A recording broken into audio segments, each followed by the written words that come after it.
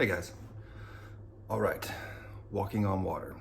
I need to preface that I'm not a Christian, as y'all know, but I do study the Bible a lot because, well, as my friend David Sherb, also known as the Thunder Monk on Instagram, as he says, the Bible was made for kings and magi's. So, walking on water, the deep occult meaning of it. And occult just means hidden knowledge, not witches and shit. Matthew 14:22. Jesus sends the disciples to the ship, and then he says the multitude away. This is important, the multitude. The disciples represent those who are spiritual and meditate. The multitude represents religious people, essentially, religion, if you will. Matthew 14:24, the ship was tossed in the midst of the sea, tossed with waves, for the wind was contrary. What you need to understand is that this whole story of Jesus walking on the water and the multitude, the disciples, this is all about you. This is all about you and consciousness. Consciousness and your physical and mental state as well. Because water means two things in the Bible. It either means one, God's truth, or two, your own emotional churning, right? Your lower passions and desires and emotions of the mind or whatever. The winds were contrary. That's denominations, that's divisions, that's within religion. That's the opinions of others, your friends, your family, the government, all this other opinions when you have problems in life that you go to talk to people or they tell you you've got to do this.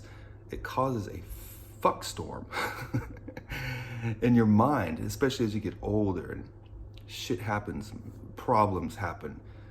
You have to deal with more shit as an adult, and then you have all these fucking opinions. Oh, wear your mask, don't wear your mask. Oh, COVID, whatever. You know, don't say these words, don't say that words, be sensitive, don't be sensitive, all that shit. That's included in the winds are contrary. Matthew 14:25. In the fourth watch of the night, Jesus went into them walking on water. The night in this represents our dark times, all this shit we go through, all this stress we have to deal with. And then comes Jesus walking on water. This is when we come to our come to Jesus moment, right? The Christ consciousness, that is. We get to this level through meditation, through emotional management. We elevate our consciousness, master our emotions. As it says, take no thought. If your eye be single, your body will be filled with light. I mean, you don't think, when the Bible says that, you don't think the Bible's saying like, that Jesus is saying, well, cover your one eye and act like a fucking pirate and you'll illuminate? No, it means meditate.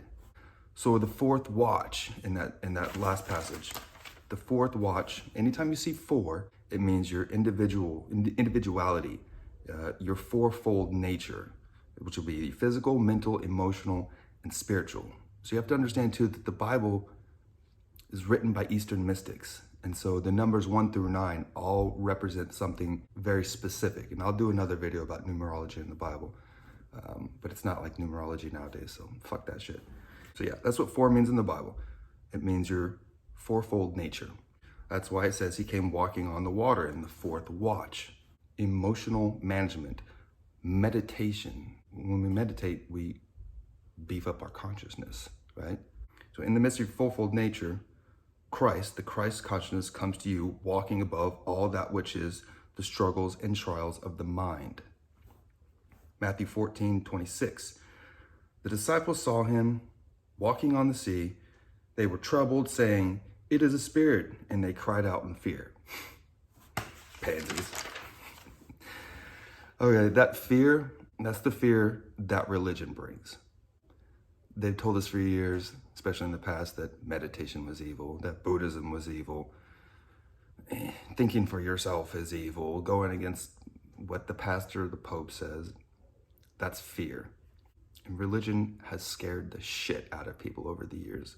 And worse, it's pushed most people towards anger.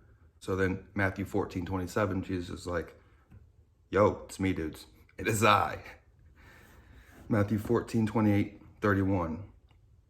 All right, this is when Peter attempts to walk on water too. Remember, Peter represents you and I as well. The boat is you and I. Everything is you and I in this. Peter wants to get out and walk to him on water. Jesus says, come on, man. Come on, enter in the kingdom of heaven. Enter ye first into the kingdom of heaven. Meditate, grow your consciousness. Heaven is within. What does Peter do? What we all do. We start something. He starts walking on water and eventually looks down and sinks, right? Just like we all start meditating. It's difficult. It's hard. And we feel good, just like the gym, okay? We go to the gym for a week or two, you haven't done it before, and what do? After 2 weeks, maybe 2 months, give up, because it's difficult when we fall into those old patterns, right? And that's what sinks us, right? This is why Peter sinks, because he gets jacked, he starts meditating, and then he looks down, and he falls into his old habits, right? He doesn't have that emotional management, emotional regulation to get through the multitude of shit that goes on in daily lives. So he sinks. This represents us. So we got to keep the eye single. Keep focused on the single eye. And then Matthew 14:31, Jesus says, ye of little faith. That's a pretty obvious statement right there, I think it's, you're not disciplined. You didn't stay on the path. You didn't stay focusing on meditation and self-improvement. I also personally think that Jesus doesn't say you have no faith. He said ye of little faith. So again, it's just like the gym, right? If you're new to it and you have never gone to the gym and you just start and you feel good, then you want to give up. And that's what everyone wants to do. Everyone wants to give up after about a month and a half. But this is where discipline comes in. This is where we strengthen that fourfold nature of ourselves. We continue to go to the gym, just like we continue to try and do our best to meditate. And meditation's fucking hard. I mean, years ago when I first started meditating, dude, it was probably, I think that 3 minutes, the first time I ever tried to meditate, was probably the worst 3 minutes with nothing bad happening to me. But being in that state, my brain just churned more than it ever had in that first 3 minutes.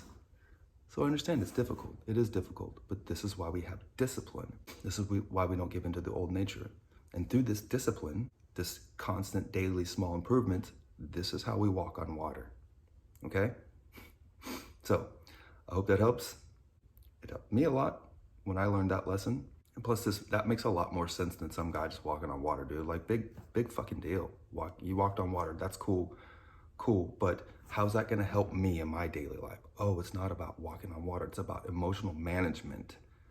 It's another reason why we meditate, another reason why we work out, because working out helps change our brain as well, keeps it higher functioning. So, hope it helps. Fucking love you. Doses.